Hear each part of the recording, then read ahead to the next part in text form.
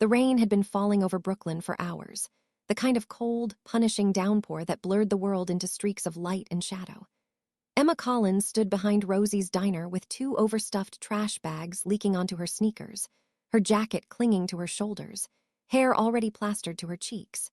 She muttered under her breath about double shifts and broken umbrellas, about how Brooklyn always seemed to rain hardest when she was exhausted enough to cry.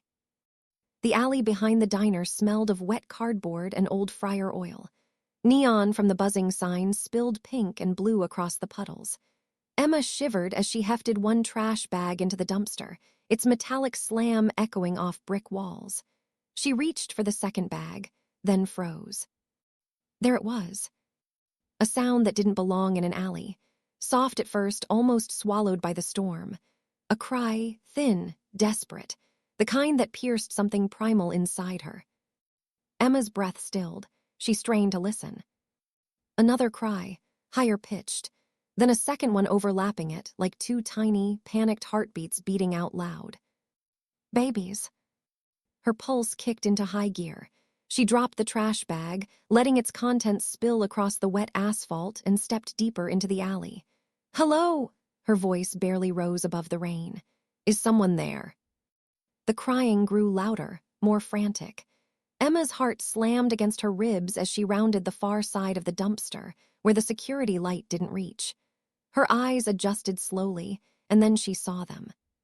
Two infant car seats sat on the ground, rain pelting their plastic shells. The babies inside couldn't have been more than 8 months old, their faces mottled red from screaming, their tiny fists flailing. They were soaked, completely unprotected except for a flimsy overhang of a rusting fire escape. But it was the shape slumped beside them that made Emma's knees threaten to buckle. A man, large, broad-shouldered, dark hair slicked to his forehead, his clothes drenched. One hand clutched the handle of the nearest car seat in a white-knuckled grip. The other arm hung limp, a deep crimson stain spreading across his shoulder, mixing with rainwater that swirled pink into the gutter. Emma dropped to her knees before she realized she'd moved. Icy water soaked into her jeans, but she didn't feel it. Sir, can you hear me?" His head turned slightly. Eyes dark, almost black in the shadows, fluttered open. Pain filled them first, then fear, not for himself, for the infants beside him. "No police," he rasped, voice cracking. "Please, no hospital, they'll take them." Emma's chest clenched so hard she thought she might stop breathing. The rain around them blurred. Suddenly she was 23 again, kneeling beside her father's mangled body on a highway, her hands slick with his blood, screaming for ambulances that came too late. Her mother's voice calling her name from a hospital bed 30 hours later. Machines shrieking as everything went wrong. She blinked, forcing the memory back. Not now, not again. "You're hurt," she whispered, her hands shaking as she pressed them against his soaked jacket. "You're bleeding too much. I need to call." His hand shot out, gripping her wrist with shocking strength. "No police, no hospital. They'll find the children, please." The babies cried harder, their voices cracking with cold and fear. The man slumped forward, barely conscious, still trying to shield them with his ruined body.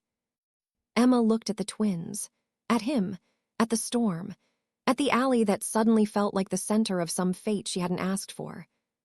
Every rational thought screamed at her to turn away. Call the cops. Call an ambulance. Let professionals handle this. But the twins, cries scraped against something raw and broken inside her. She swallowed hard. "Okay," she said, surprising herself with how steady her voice sounded. "Okay, I'll help you, but we need to move now." His eyes closed in relief. Emma grabbed the first car seat, heavier than she expected, then the second. She carried them toward her truck with numb, rushing urgency. The man attempted to stand, stumbling forward, his legs threatening to give way. Emma ducked under his good arm, bracing his weight against her small frame. Together, step by agonizing step, they reached the truck. "Stay with me," she whispered breathlessly as she pushed him into the passenger seat. His head rolled back. The twins whimpered behind her.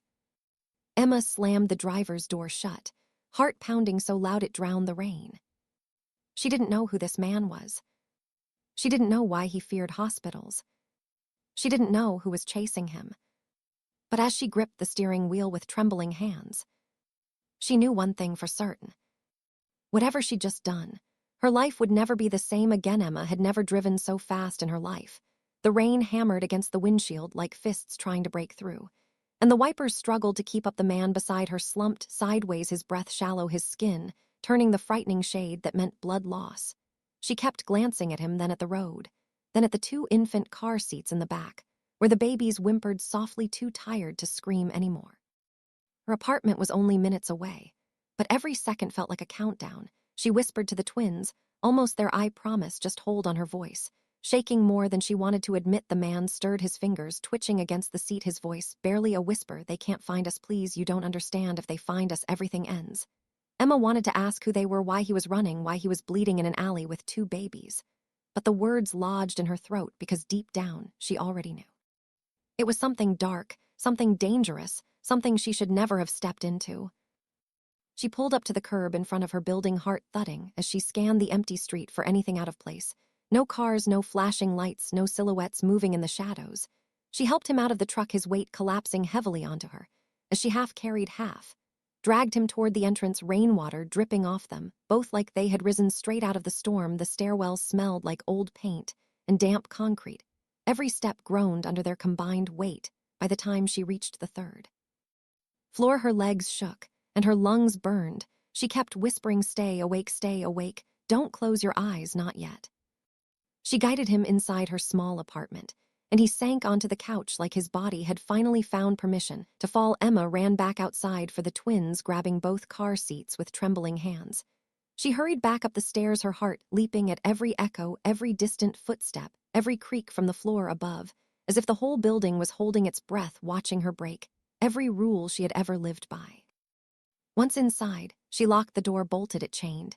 It then stood there, dripping from rain and fear, staring at the chaos she had brought into her living room. The injured stranger, the crying twins, the pool of blood beginning to stain her old couch. She moved quickly, dropping to her knees beside him. The wound in his shoulder looked worse under real light, jagged, torn, soaked through with darkened fabric. She grabbed her first aid kit, hands moving fast, muscle memory from medical school taking over, even as her mind screamed that none of this was normal, none of this was safe. He flinched when her fingers touched his skin, but he didn't pull away. His breath hitched, and he whispered one word, Sophia. Emma froze, her eyes flicking to the twins, then back to him. The name hung in the air like a ghost. No force in the world could have made her stop now. She pressed gauze against the wound, her voice steady, even as her heart pounded. "Who is Sophia? Who are you?" He opened, his eyes dark and filled with both pain and warning. And for the first time since she found him, he spoke with clarity. "Someone who died. Because of me, and now they want the rest of my family." Emma went cold. The twins whimpered louder, as if they felt the danger. The air in the small apartment seemed to tighten around them, something heavy and invisible settling in the space between her and the wounded man who had just changed her life forever. Emma worked through the night, her hands steady, even while her thoughts crashed like waves inside her skull. She cleaned the wound again, checking the edges for signs of deeper damage. She wrapped his shoulder tighter, whispering instructions he couldn't fully hear. "Stay still, breathe slow. Stay with me." The twins had settled into soft, restless sleep, their small breaths filling the room with a fragile rhythm that made Emma feel more protective than she had ever felt in her life. The storm outside finally eased, but inside the apartment the tension only grew. Vincent drifted in and out of consciousness, every so often mumbling in Italian words she didn't recognize, but fear lived in the tone each time he whispered Sophia. Emma felt a shiver run down her spine. Whoever Sophia was, she wasn't here anymore, and the grief in Vincent's voice carried a weight that wrapped around the room like a shadow. She tried to stay awake, but exhaustion dragged her down. She sat on the floor, leaning against the couch, the babies close enough for her to touch. The rain outside became a dull hum, and her eyes finally closed just for a moment. She told herself, just until he wakes up again. A sudden sharp sound jolted her awake. She sat up, heart thudding, her breath caught as she listened there. It was again soft footsteps in the hallway, slow, deliberate moving, past each apartment door one by one. The kind of steps that didn't belong to a neighbor coming home late or someone carrying groceries. These were searching steps, the kind that looked for something specific or someone specific. Emma's pulse skyrocketed. She crawled silently to the couch. Vincent's eyes fluttered open, sensing danger, even in his half-conscious state. He tried to sit up, but the pain forced a groan from him. She placed a hand on his arm, whispering, "Stay down, please." The steps stopped directly in front of her door. The twins stirred at the exact moment her blood froze. The doorknob turned. Someone was testing it, gentle at first, then firmer, like they were deciding if they should push harder. Emma clamped a hand over her mouth, fighting the instinct to scream. A voice spoke through the door, low, calm, too calm. "Building maintenance, checking heaters." The hairs on Emma's neck stood on edge. "No maintenance ever came at midnight, not in this building, not during a storm." Vincent's eyes sharpened instantly, danger recognition flickering in them. He mouthed two words, "Don't move." The person outside knocked again, harder this time. The twins whimpered, a soft warning sound that felt like a siren in the silent dark. Emma reached for them, ready to shield them with her entire body if she had to. But before she could move, Vincent grabbed her wrist, his grip weak, but his message clear: "Don't make a sound. They think we are asleep. Don't let them know." She held her breath, the apartment shrinking around her as the footsteps shifted. A second voice whispered something muffled. Then the first man answered, "Wrong apartment, let's go." But the tone wasn't relieved, it was annoyed, like they knew someone was inside, but couldn't force their way in, not yet, not without drawing attention. Emma didn't breathe until the footsteps faded to nothing. She crawled to the window, careful to stay hidden behind the curtain outside under the street lamp. A black SUV waited, engine running, two silhouettes. Inside, one of them holding a phone to his ear, scanning the building, windows one by one, as if checking which light flickered, which curtain moved, which shadow didn't belong. Emma backed away from the window, her chest heaving. She looked at Vincent, his face pale, but eyes steady. He whispered the words she feared most: "They found the alley. They are looking for me. They won't stop until they do." Then his gaze slid to the twins, sleeping helpless on the floor, and his voice went even quieter. "That means they will come back for them too." Emma felt the world tilt around her, the walls closing and the truth settling heavy in the room. She wasn't just hiding an injured stranger anymore. She was sheltering the hunted father of two babies, the hunted son of something darker. And the men in the hallway weren't strangers. They were predators circling back for their prey. Emma didn't sleep again. After the men left the hallway, her body stayed, locked in a tight coil of tension, ready to react to the smallest noise. The storm had faded, but the silence that replaced it felt heavier, colder, like the city itself was holding its breath, waiting for something to break. The first glow of morning crept through her curtains, painting thin lines of pale gold across the floor. The twins stirred before the sun fully rose, their cries soft and hungry. Emma moved quickly, gathering them into her arms, whispering soothing promises, while her mind remained fixed on the night's danger. She warmed their bottles with hands that still shook and fed them one at a time, her eyes never leaving the door. Vincent watched her from the couch, awake, now truly awake, his eyes clearer, sharper, calculating. Despite the exhaustion that clung to him, the fever had broken. But the danger had not. He studied her movements, the way she checked the windows, the locks, the shadows, and something in his expression softened, almost like guilt. Emma finally placed the twins down on their blanket, allowing herself one deep breath. Before turning to him, "You should be asleep, you need rest." Vincent shook his head, his voice a quiet rasp, "I can't rest. Well, they are out there, you saw it last night. They won't stop." Emma crossed her arms, fighting the urge to pace. "You need to tell me who they are, who is chasing you." Vincent hesitated too long, which was an answer in itself. Emma leaned forward, her voice low, serious. "I found you bleeding in an alley. I brought you and your babies into my home. I deserve to know the truth." He pushed himself up slowly, wincing as his shoulder pulled tight. "I tried to protect you from this. I tried. But it's too late now. You're already in the middle of it." He looked toward the twins, his jaw tightening. "I thought I could outrun them long enough to keep the babies safe. But last night showed me I was wrong." Emma felt something cold settle in her stomach. Wrong? How wrong? Vincent met her eyes. And for the first time, she felt the full weight of who he was, the authority, the darkness, the grief, all fused into one fractured man, the kind of man who had lived his whole life with enemies. "They want the twins," he said quietly, "for leverage against me, to control the family business, to force a shift in power." Emma blinked slowly, the words sinking in. "Family business." Her voice trembled slightly. "You mean criminal family business?" He didn't answer, not with words, but his silence filled the room louder than anything he could have said. Emma took a step back, staring at him with new fear, not for herself, but for the babies asleep on the floor. She whispered, "Oh God, Vincent, you're not just running from someone, you're part of something errant, you something dangerous." He nodded, once a tiny cracked admission. "I am trying to leave it behind for them, but leaving has a price, and these men want to make sure I pay it in full." Emma pressed her hand to her forehead, trying to steady her breath. "You should have gone to the police, you should have gone to the hospital. They would have protected the twins." Vincent gave a bitter exhale. "No, they wouldn't. The police are bought, hospitals have eyes everywhere. And the men hunting me have no limits, they would walk through anyone to get what they want." Emma felt the floor tilt again, her small apartment suddenly too fragile to contain the truth she had just uncovered. Before she could speak, a sound cut through the room, the soft buzz of a phone vibrating. Vincent's head snapped up. "That's not mine." Emma froze. She checked her phone on the counter. The screen lit up faintly. Unknown number again, the same number that had called twice yesterday, the same number she ignored. She stared at it, heartbeat thundering. Vincent whispered, "Don't answer, Emma." Let it ring while dread crawled down her spine. When it stopped, she let out a shaky breath. But then it buzzed again, louder this time, more urgent. The babies stirred softly at the sudden noise. Vincent's voice broke the silence. "They found your number through me. They're checking who I touched, who I spoke to, who may be helping me." Emma's pulse raced. "No one knows. I helped you. No one followed me." Vincent looked toward the door, then back at her.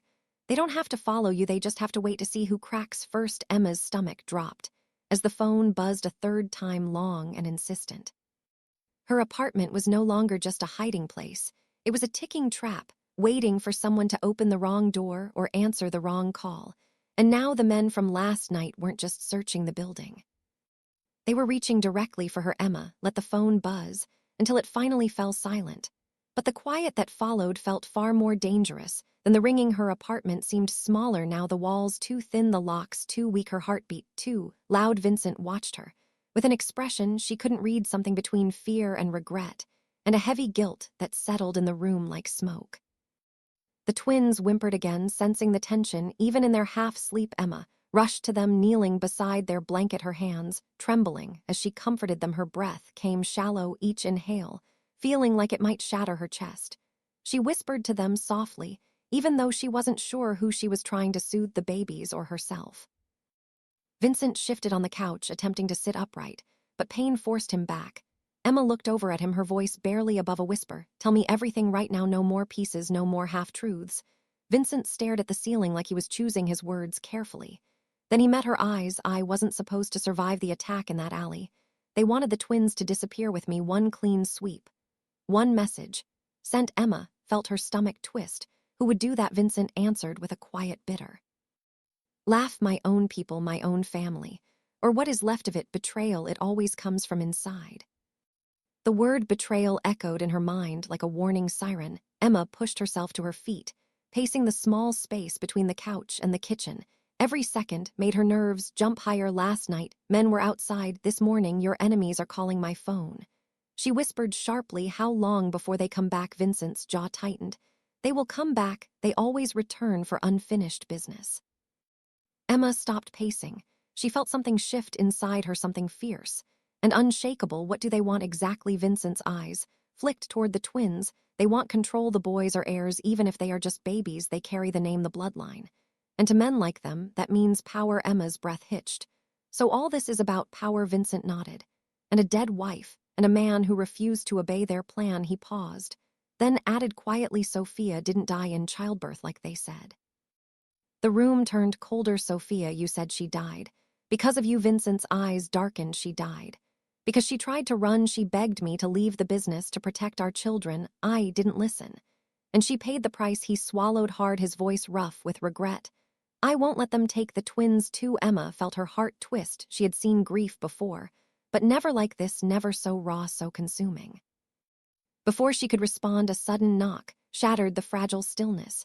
She froze. Vincent's entire body went rigid. His voice dropped to a whisper, "Get away from the door." The knocking came again, louder this time, firmer. Emma moved quietly toward the peephole, her breath locked in her throat. Her hand shook as she pressed her eye to the small glass circle.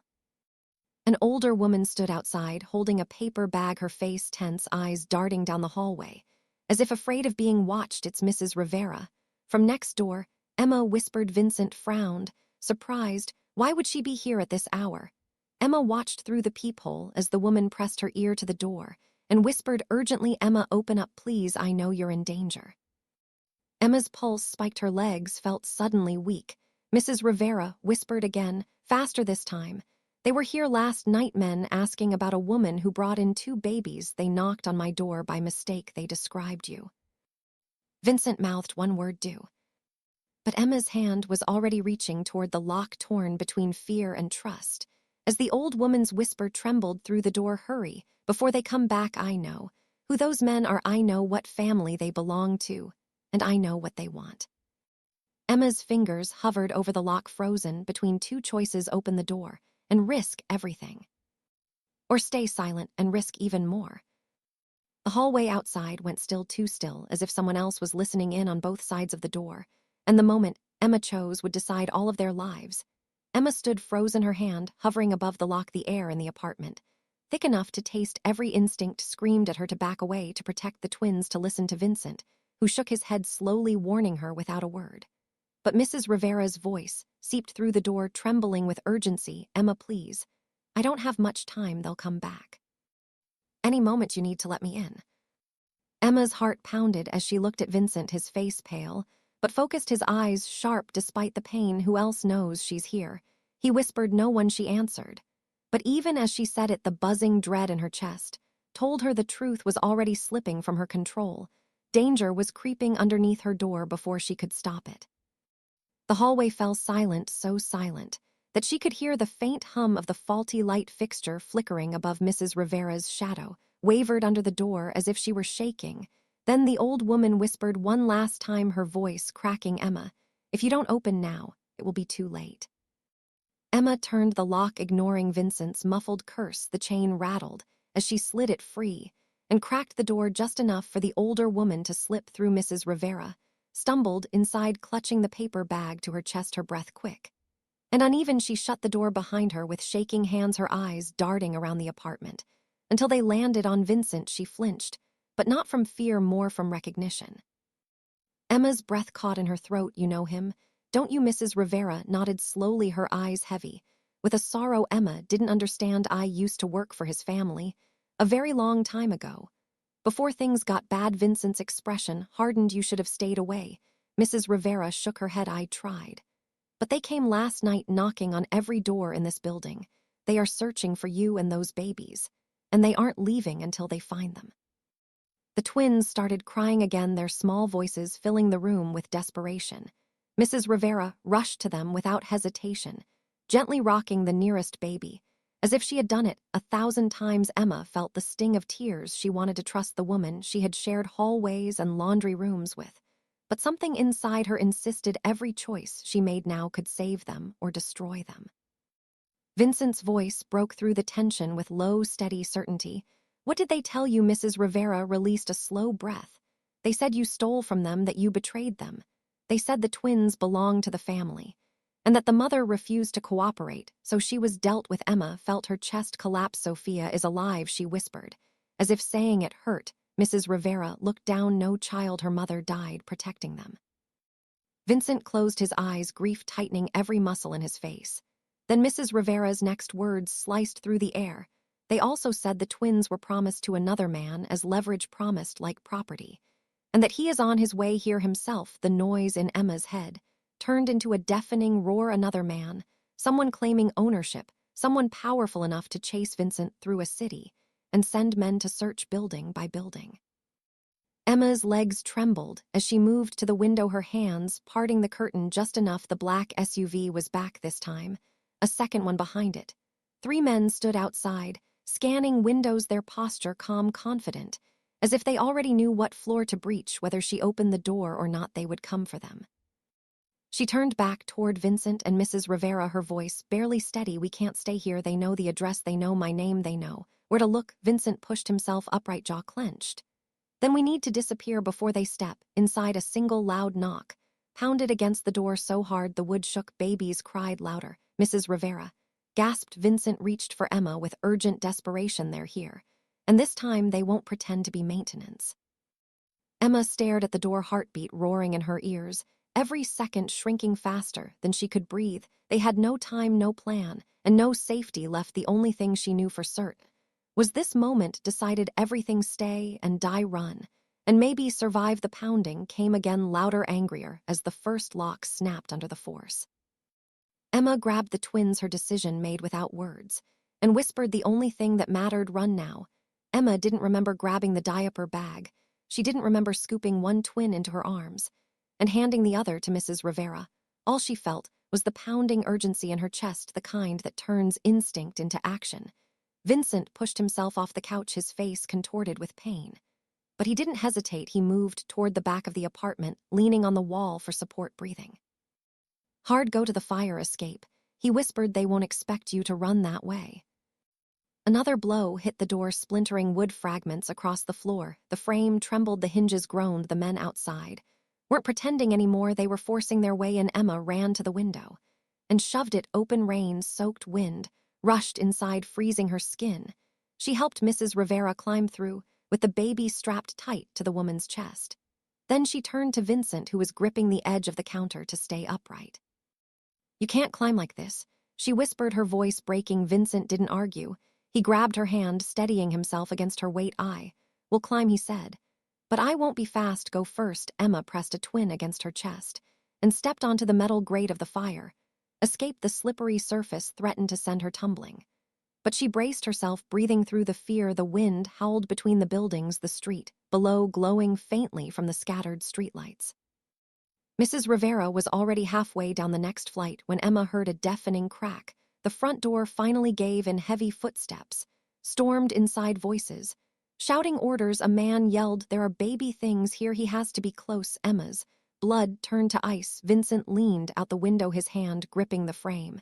As he pulled himself through, his breath ragged, his skin ashen. Emma moved down one step at a time, clutching the child against her chest. The metal clanged under her weight too, loud too, exposed. Another shout from the apartment. One of them found the open window. Emma froze. Don't look up, don't look back, keep moving, she whispered to herself. But she knew she was slipping into panic. She took another step, then another. Her foot slid on a slick patch of rusted metal. She grabbed the railing with her free hand, catching herself at the last second. The baby let out a soft, frightened cry. Below her, Mrs. Rivera reached the bottom landing and waved frantically. A car is coming, she whispered harshly. They sent someone else, more men, maybe police, maybe someone worse. Vincent was still climbing down behind Emma, every movement slower than the last. He grunted in pain. Emma looked up, her breath catching at the sight one of the men had reached the broken apartment window. He stared out, scanning the fire escape, his gaze inches from finding Vincent. Emma's voice caught in her throat, and she whispered, "Vincent, don't stop, go now." Vincent nodded, pushing himself downward. But the man inside finally spotted movement. He shouted loud enough to shake the air. There on the fire escape, two more men crowded behind him, raising their guns and aiming downward. Emma's heart exploded in her chest. She moved as fast as she could, feet slipping, fingers burning from gripping the cold metal. The wind whipped her hair into her face, the baby screaming now, the sound echoing between the walls. Mrs. Rivera reached up, desperate. Hurry, they're coming. Emma grabbed the railing to swing herself to the lower platform. But her foot slipped again, this time harder. Her weight pitched sideways, her body tilting toward the street below. Then Vincent's hand shot out, grabbing the back of her shirt, stopping her. Fall by inches, his voice raw. Keep moving, I'm right here, don't look down. Gunshots cracked through the air. The metal near Vincent's foot sparked as bullets hit the railing. Mrs. Rivera screamed, "Get down." Emma ducked, shielding the baby as dust and metal fragments sprayed outward. Vincent hissed in pain as one bullet grazed his arm. But he didn't stop. He kept climbing, kept pushing, even as his strength failed him. Emma reached the ground, grabbing Mrs. Rivera's arm. They stumbled across the alley, toward the shadowed side door of the building next to hers. But Vincent was still halfway down, moving slower and slower. Another shot rang out, this one closer, sharper. Vincent's hand slipped on the wet ladder. And for a heart-stopping second, he hung suspended between life and death, his fingers barely gripping the metal, his body swaying. Emma screamed his name over the storm, and the gunfire. "Vincent, look at me, hold on." She reached for him, stretching across the narrow gap between the rails. Mrs. Rivera behind her, whispering frantic prayers. Another bullet ripped past them, and Vincent's grip faltered. Emma grabbed his wrist, both of them slipping, both of them on the edge of falling. Vincent's voice came out quiet, calm, almost resigned. Take the twins, run, don't come back for me. Emma's voice broke into a sob. Not without you, never without you. And she tightened her grip as the men above prepared their next shot, the world shrinking into one moment, one choice, one desperate attempt to save the man who had brought danger to her door. And yet somehow become the only person she could not imagine losing. Emma's fingers tightened around Vincent's wrist with every ounce of strength. She had the metal ladder. Shuddered as bullets slammed into it overhead, sparks flying down like angry fireflies.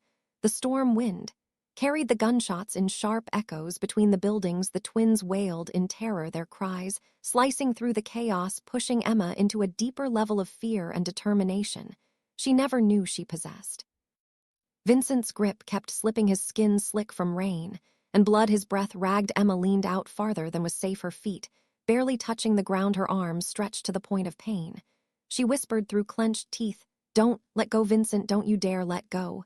He looked down at her, his eyes filled not with fear, but something worse, resignation. He shook his head weakly, his voice breaking, "I'm slowing you down, they'll catch us if you stay." Emma shook her head, fiercely, tears mixing with rain. "I won't lose you," she whispered. "I won't let your children lose you too." Vincent looked toward the twins, his heart breaking visibly. Something shifted in his eyes, a flicker of strength. A refusal to die here. He tightened his grip, using the last of his strength to push himself downward. As Emma pulled with everything she had, gravity and desperation working together, until Vincent finally dropped the last few feet, collapsing into her arms. They fell to the wet pavement together, the shock of the landing jolting through both of them. Vincent groaned, his wound bleeding again. Mrs. Rivera rushed to help steady him. But before they could even breathe, the sound of boots thundered above, the men climbing out the broken window, ready to descend the fire escape. Emma grabbed Vincent's arm, helping him move. "Go now." She hissed, her heart pounding. The three of them sprinted through the narrow alley, dodging bags of trash, puddles, broken crates, their shadows stretching across graffiti covered walls. The twins' cries echoed behind them. Mrs. Rivera clutched the baby tight as they ran, her breath uneven but her pace relentless. Emma's apartment building led into a dead end, but the alley next to it stretched toward a different street, a chance at disappearing.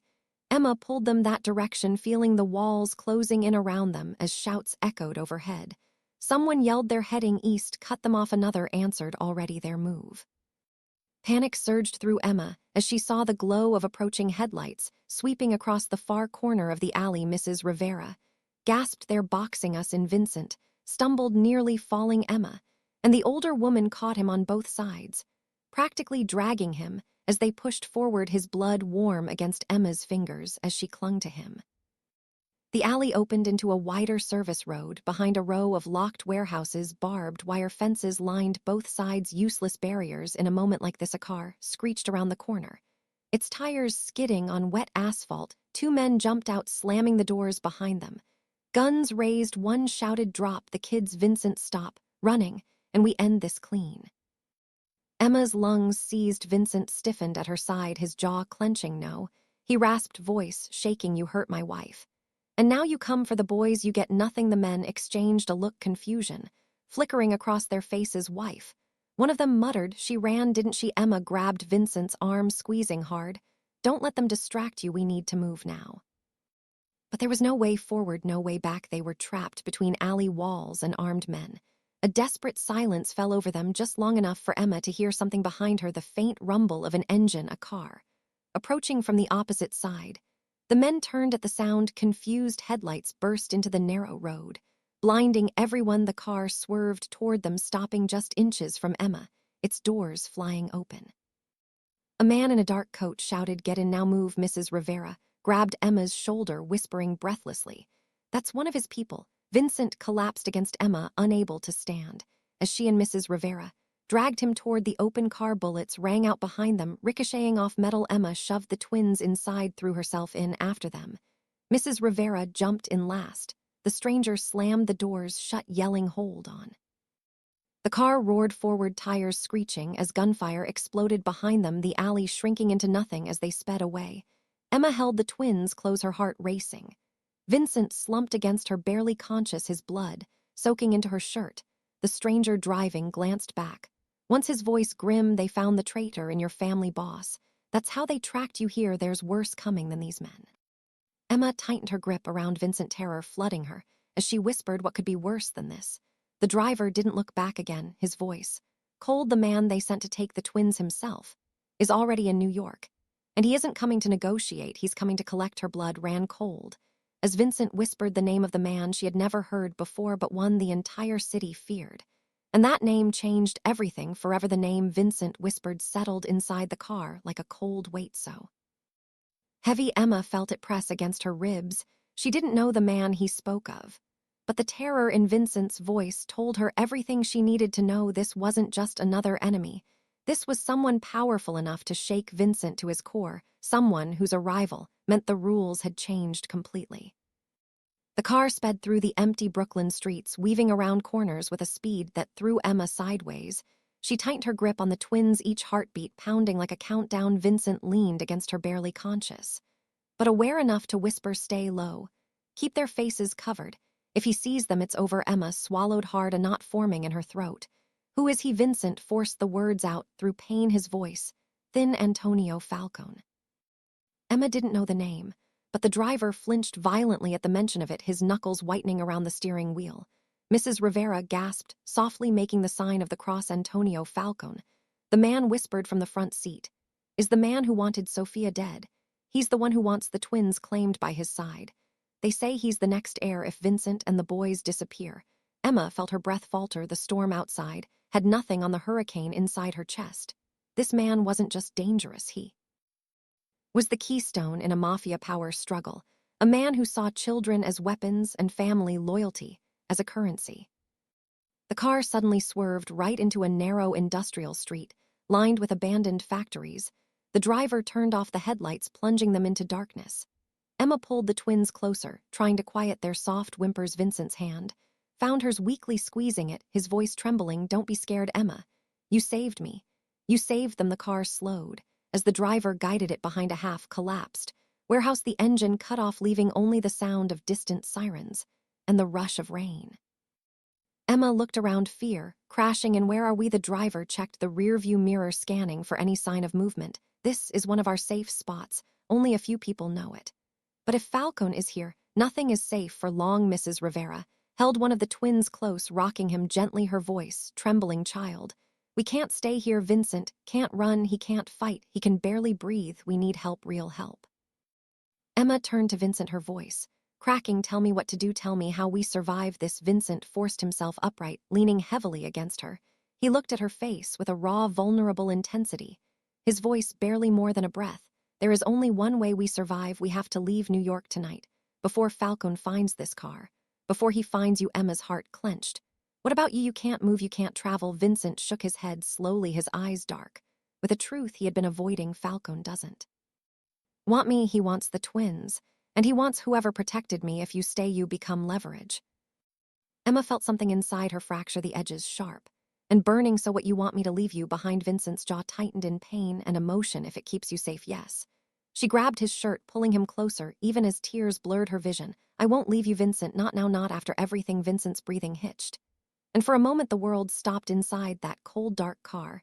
He touched her cheek, his thumb brushing away a tear. "Don't say that," he whispered. "You don't know what I am." Emma leaned into his touch, her voice steady even in her fear. "I know who you are. You're the father of these children. You're the man who begged me to save them. You're the one who fought to protect them, even while bleeding in an alley. That's who you are to me." He closed his eyes for a moment, something breaking open inside him. But before he could speak, the driver stiffened, raising a hand for silence. Footsteps crunched across broken glass outside. Slow, deliberate, measured. Someone was walking toward the warehouse, not running, not searching, walking like a man who already knew exactly where his prey was hiding. The driver whispered through clenched teeth, "It's him. It's Falcone." Emma's blood ran cold. Vincent's grip on her hand tightened. They didn't have minutes now. They didn't have seconds. They had only one breath, one choice, one impossible moment before the most dangerous man in the city opened the warehouse door and found them all in the dark together. Emma didn't breathe as the footsteps grew louder, scraping through puddles and broken glass. Outside the boarded warehouse, each step slow, steady, certain, like a man who already owned them. "Night," the twins whimpered softly, and Emma pressed them close, willing her heartbeat to silence itself, willing the world to hold still just long enough for a miracle. Mrs.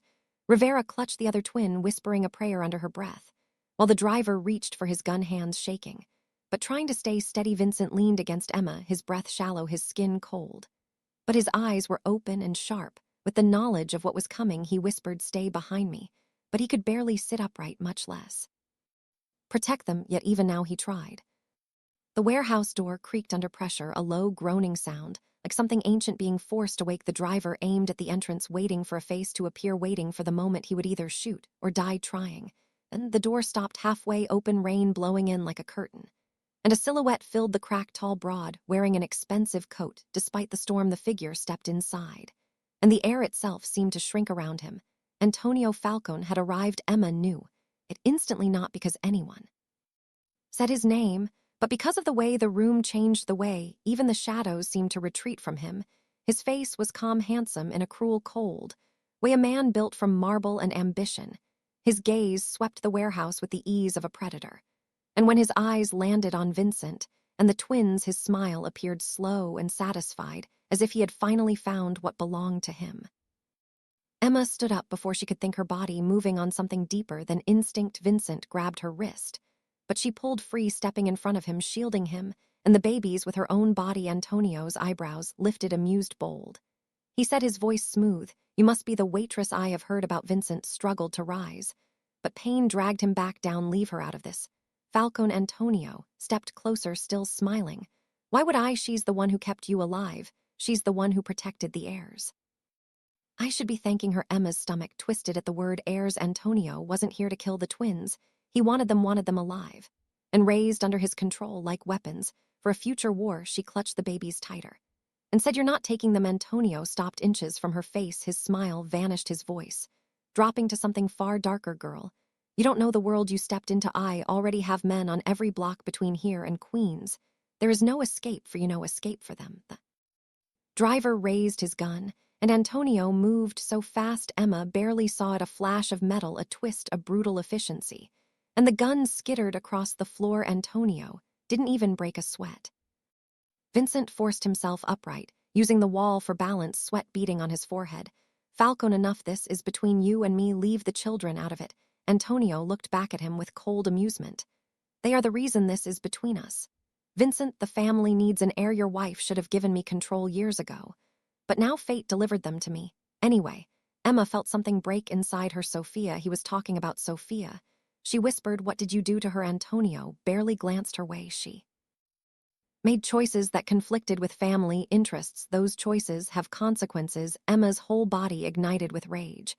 But before she could speak, Vincent pushed himself off the wall, staggering toward Antonio with a fury stronger than pain. "You killed her," Vincent rasped. "You killed my wife." Antonio didn't deny it. He didn't need to. Vincent lunged, but his strength failed, and he collapsed to his knees. Antonio reached for one of the babies, and something inside Emma snapped. She moved without thinking, grabbing the fallen metal pipe from the floor, and swinging with every ounce of fear and love and desperation. She had the blow landed with a sickening crack, and Antonio stumbled, caught off guard, his head snapping sideways. The driver launched himself at Antonio. Then, and chaos exploded across the warehouse, bodies colliding, echoing through empty space. Antonio regained balance, but Emma was already moving, grabbing Vincent's arm, pulling him toward the back exit, screaming at Mrs. Rivera to run. The rain outside hit them like ice needles, but Emma didn't stop. She didn't look back. She shoved Vincent into the car. Mrs. Rivera strapped the twins in with shaking hands. The driver limped out, blood on his face, and slammed into the driver's seat. They sped away, just as Antonio burst through the door, roaring orders into the night. Gunfire cracked behind them, but the darkness swallowed everything as the car tore through back alleys and onto the highway, leaving Brooklyn and Falcone behind. Vincent slumped against Emma, whispering her name over and over like a lifeline. By dawn, they reached Connecticut, and the safe house Tony waited with a new team and forged identities. "Ready?" Vincent took Emma's hand as they carried the babies inside, his voice shaking, not from pain, but from something far more fragile. "Come with us. Emma, please. The twins need you. I need you." Emma looked at him, at the children, at the rising sun, and knew the truth. She would never walk away from them, not after everything, not after the night she stood between life and death, between innocence and violence, between who she was and who she was becoming. She whispered yes, and Vincent pulled her close, burying his face in her shoulder as relief broke through him. The safe house door closed behind them, shutting out the past, but not the future. Together they stepped into their new life, a future built not from fear, but from the reckless, unstoppable courage of a waitress who found a wounded mafia boss and chose love anyway.